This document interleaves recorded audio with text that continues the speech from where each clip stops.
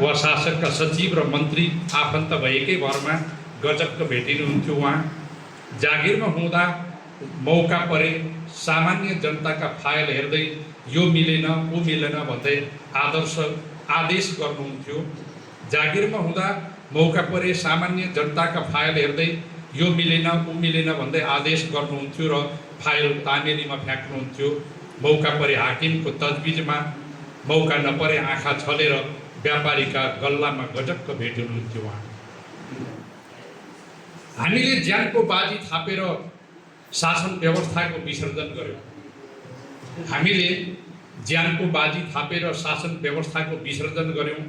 उहाँ पार्टीको branded agent बन्नुभयो र झोला बोकेर कहिले उद्योग अनि कहिले नेताका बैठक कोठामा, कहिले टेलिभिजनको समाचारमा मुसुक्क गजबक भेटिनुहुन्थ्यो।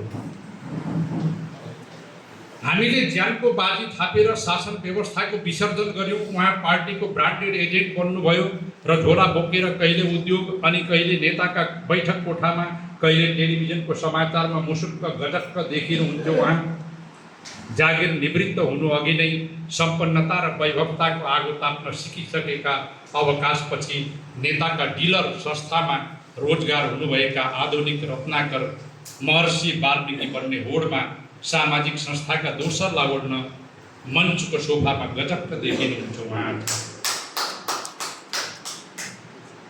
जागिर निवृत्त हुनु अघि नै सम्पन्नता र वैभवताको आगो ताप्न सिकेका अवकाशपछि नेताका डिलर संस्थामा रोजगार हुनुभएका आधुनिक रत्नाकर महर्षि वाल्मीकि बन्ने होडमा सामाजिक संस्थाका दोसरला ओढ्न मञ्चको सोफामा गजबक देखिनुहुन्छ। उहाँ हिजो मात्र मैले कक्षामा पढाउँदै गर्दा एउटी अबोध बालिकाले त्यही दोसरला ओढाएको सौजन्य समाचार र रङ्गीन अखबारको विज्ञापन पेजको तस्बिर देखाउँदै सोचे, मलाई त्यो खास्टोको अर्थ के हो गुरु?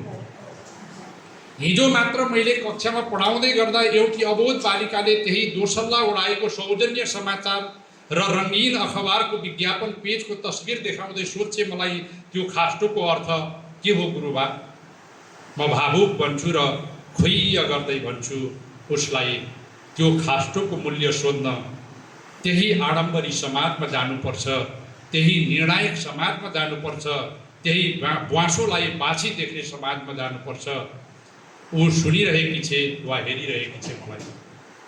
म भावुक बन्छु र खुइय गर्दै भन्छु उसलाई, त्यो खास्टोको मूल्य सोध्न त्यही आडम्बरी समाजमा जानुपर्छ, त्यही निर्णायक समाजमा जानुपर्छ, त्यही ब्वाँसोलाई बाछी देख्ने समाजमा जानुपर्छ।